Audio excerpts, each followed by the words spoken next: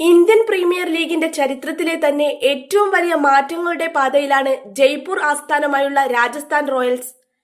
കളിക്കളത്തിലെ നായകനും മലയാളികളുടെ സ്വന്തം താരവുമായ സഞ്ജു സാംസൺ ടീം വിട്ട് ചെന്നൈ സൂപ്പർ കിങ്സിലേക്ക് ചേക്കേറിയതിന്റെ ഞെട്ടൽ ആരാധകർക്കിടയിൽ നിന്ന് ഇനിയും മാറിയിട്ടില്ല.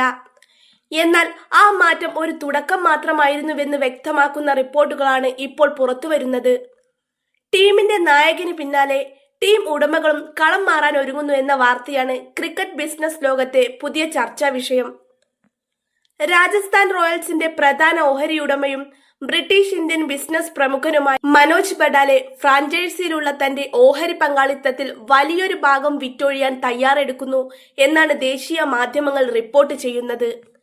സഞ്ജുവിന്റെ കൂടുമാറ്റവും ഉടമകളുടെ ഈ നീക്കവും ചേർത്ത് വായിക്കുമ്പോൾ രാജസ്ഥാൻ റോയൽസ് എന്ന ഫ്രാഞ്ചൈസി ഒരു സമ്പൂർണ്ണ അഴിച്ചുപണിക്ക് വിധേയമാവുകയാണോ എന്ന ചോദ്യമാണ് ഉയരുന്നത്. 2008 IPL ആരംഭിച്ചതു മുതൽ രാജസ്ഥാൻ റോയൽസിന്റെ മുഖമാണ് മനോജ് ബഡാലെ.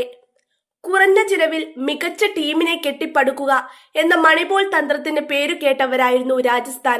നിലവിൽ രാജസ്ഥാൻ റോയൽസിന്റെ മാതൃ കമ്പനിയായ റോയൽ സ്പോർട്സ് ഗ്രൂപ്പിന്റെ 65% ഓഹരിയും കൈവശം വച്ചിരിക്കുന്നത് ബഡാലയുടെ ഉടമസ്ഥതയിലുള്ള എമർജിംഗ് മീഡിയ വെഞ്ചേഴ്സ് ആണ്. ഈ 65% നിന്നാണ് ഭൂരിഭാഗം ഓഹരികളും വിൽക്കാൻ ബഡാല ഒരുങ്ങുന്നത്.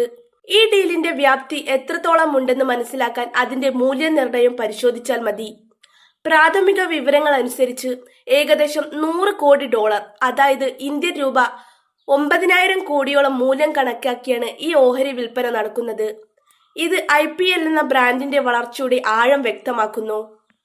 2008 ഏറ്റവും കുറഞ്ഞ തുകയ്ക്ക് സ്വന്തമാക്കിയ ഒരു ടീമാണ് ഈ $100 കോടിയുടെ മുകളിൽ മൂല്യം കൽപ്പിക്കപ്പെടുന്ന സാമ്പത്തിക ശക്തിയായി മാറിയിരിക്കുന്നത്.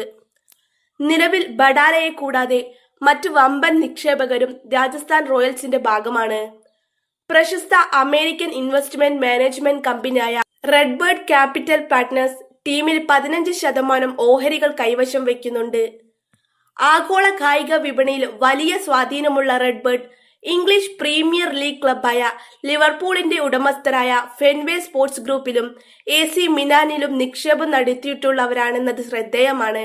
കൂടാതെ റൂപ്പർട്ട് മർഡോക്കിന്റെ ഫോക്സ് കോർപ്പറേഷനും രാജസ്ഥാനിൽ നിക്ഷേപമുണ്ട്.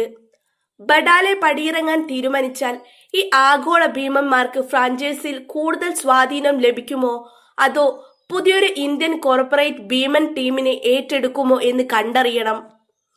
രാജസ്ഥാൻ റോയൽസ് മാത്രമല്ല, IPL പല ഫ്രാഞ്ചൈസി ഉടമകളും തങ്ങളുടെ ഓഹരി